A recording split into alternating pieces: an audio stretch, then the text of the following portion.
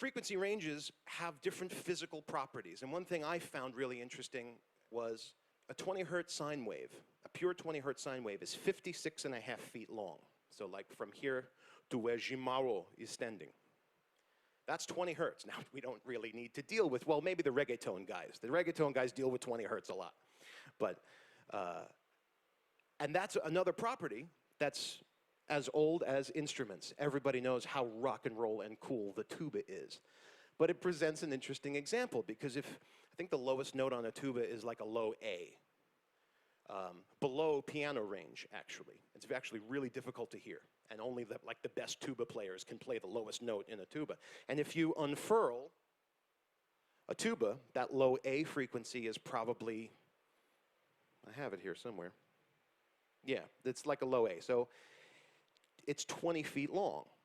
Exactly the same length as if you unfurl a tuba. So classical instruments, instruments that are designed around resonances, are physically sized to accommodate the maximum range of notes they're designed to play. Same thing, I pushed the wrong button. There we go. Same thing with a flute. 3 feet long, maximum frequency range. I knew I should have brought my glasses. Okay, so I talked about it there. 30 hertz, 37 feet long. 4 kilohertz, 3 inches long. So as you see, the wavelengths get shorter as the frequency gets higher. So, ergo, how do we reproduce these diametrically opposed physical properties of sound? Low frequencies, long wavelengths. Another thing, another cool acoustic property. Low frequency is omnidirectional.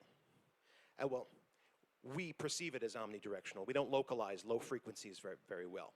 For instance, if we put a subwoofer in front of that column, or in this case, from our direction, behind the column, none of you would experience what the low frequency does around the column. Low frequencies diffract, which means they leave their source, they go around whatever the obstruction is, and recombine on the other side. Our perception would be as if the column isn't even there. Now, put a high frequency driver on the other end of that, on the opposite end of that pole. What's going to happen?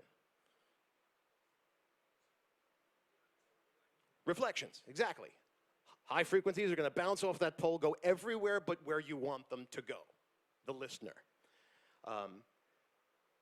The other thing that's important about low frequency, requires a massive amount of electricity. We were talking earlier today about having dedicated circuits. If you have a lot of low end, or even you have a really important video where your client needs to have a lot of sub.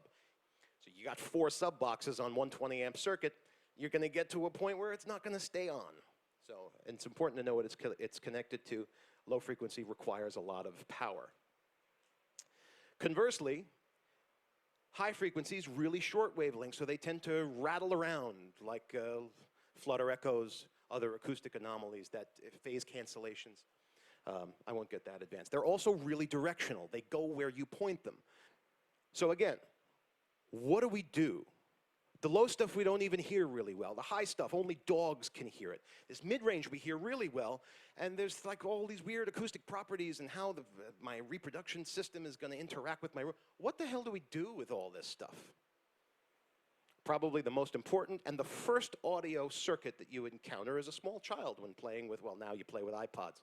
I don't even think there's Apple doesn't even have a graphic EQ anymore, but Windows does.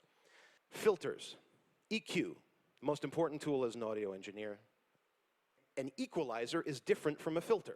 An EQ unit is a series of filters that exhibit different properties. In our end of the business, certainly less on the analysis side, but we use these filters probably the most often. These are the most common. A shelving filter and a peaking filter. A shelving filter basically creates a shelf above or below the desired targeted frequency. And the peaking filter operates with a couple of additional parameters. So I'm going to select this channel and show you what this EQ does. Am I on? Let's see. A high-pass filter is essentially a downward-firing shelving filter. Basically, it's a shelving filter in one direction. If you take another EQ, and we're going to set this to high shelf, low shelf. There we go. As I move this, boost or cut. That's the wrong button, Artie. There you go. So this right now is set at roughly 164 hertz, but it doesn't brick wall shelf. So it's nice and gradual.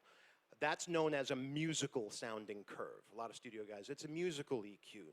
Neve EQs and Trident EQs are based on really broad bandwidth stuff. It's not until you get into severe analysis and the live space where you start to really need to make surgical cuts, really narrow bandwidth. That's where the parametric EQ kind of shines, and the graphic EQ is based on it. Long story short, too late, the next kind of thing you usually involve yourself with is a parametric midband. So, Mo, if we could switch back over to the PowerPoint. So we can see the difference immediately in the low shelf versus this parametric cut. Instead of being a hard cut below or above whatever your selected frequency is, the selected frequency is the center of your world in this case. This is a peaking filter, also known as a bell curve. You not only have two parameters, but you have three. You have boost, cut, frequency, and, are you ready for this? Bandwidth. So that you can almost shelve that whole thing out, or you can make it really narrow and surgical. This is how graphic EQs, as we look at over here, that's how graphic EQs are designed. What we're looking at is the very severe EQ curve necessary on the matrix of that console for this room. Filters allow you to be very specific about what your channel is doing, about what your audio is doing. If you don't need a lot of low end, because the guy talking isn't Barry White, I don't need anything other than 100 hertz. I can even move that up to 160. 160 was a life-changing frequency, by the way. I'll talk about another life-changing frequency in a minute. But you can tailor your low frequency. You can tailor high frequency to specific sources. Because I can't see, I forgot my glasses. I will look at that here. You can use a higher low-pass filter to get rid of bleed between sources. There may be a lot of stage rumble. That's exactly what the high-pass filter is for. Dump everything under 100 hertz. You don't need it. But let's say you're running a system where you go into your subs, out, use the crossover into your tops. Well, if you have mic stands and live microphones, those microphones are going to go through your subs too, whether you want them to or not. So if you don't make judicious use of a high-pass filter, all that stage rumble and that noise moving mics around, people walking on the stage, or you're in church and the pulpit has a noisy floor, that kind of stuff. Filters are really important so that your mix is occupied only by the things that you want.